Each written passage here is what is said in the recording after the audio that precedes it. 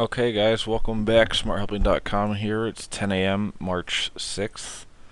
Um, so, as you know, I did the break even analysis on Friday or Saturday, and I've updated it to be a little bit more useful.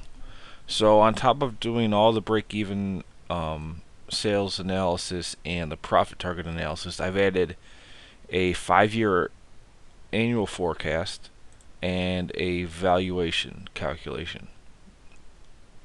It's discounted cash flow enterprise value. And we've also got now a visual of cash flow over 5 years, cash in, cash out, net cash flow, running cash balance.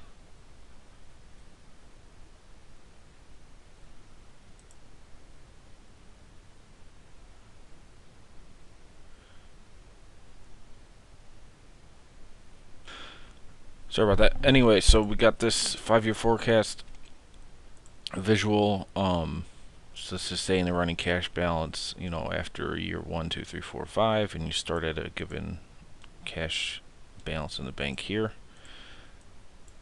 Then we've got our valuation, and this is just the running cash flows after operations and debt service through all 5 years, and then you just discount that at the discount rate, which you got discount rate here.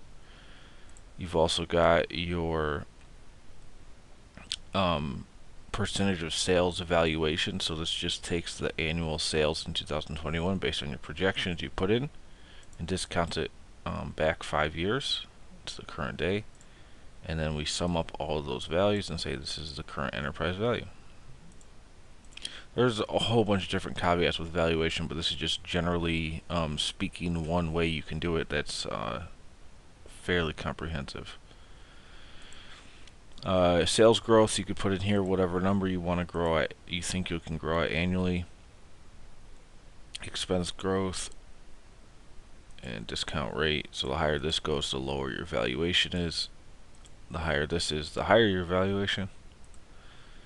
And everything goes. And so basically we've got our break even, but then what actually drives the 5 year forecast and the valuation is this part with the profit target. So this is saying, to get to, because obviously break even means it's zeros across the board, so there's no point in forecasting that.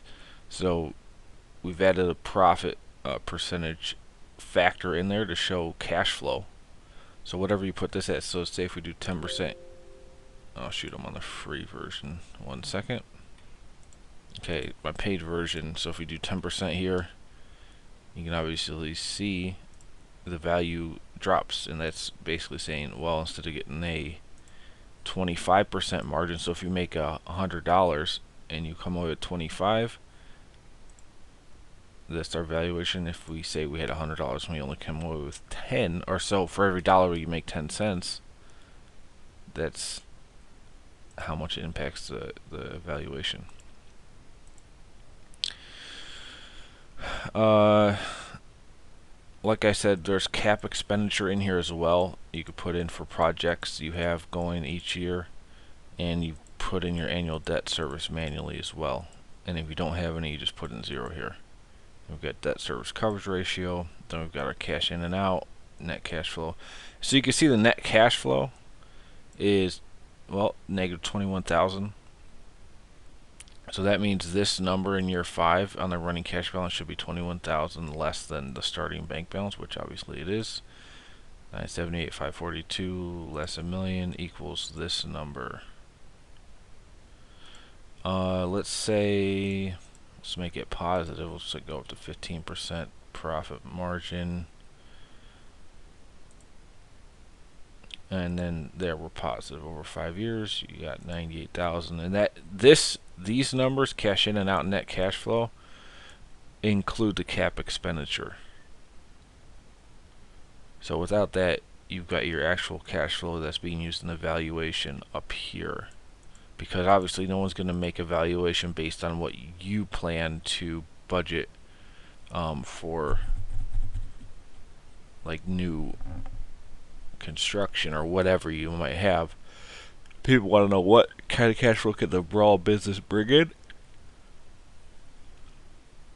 And then what's the value of that? And how much can the business be sold for in 5 years?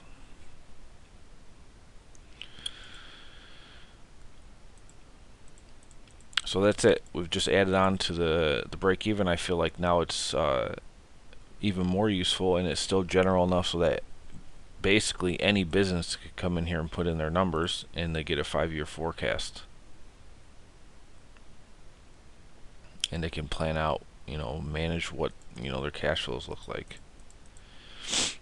Alright, this is smarthelping.com, and I'll see you guys later.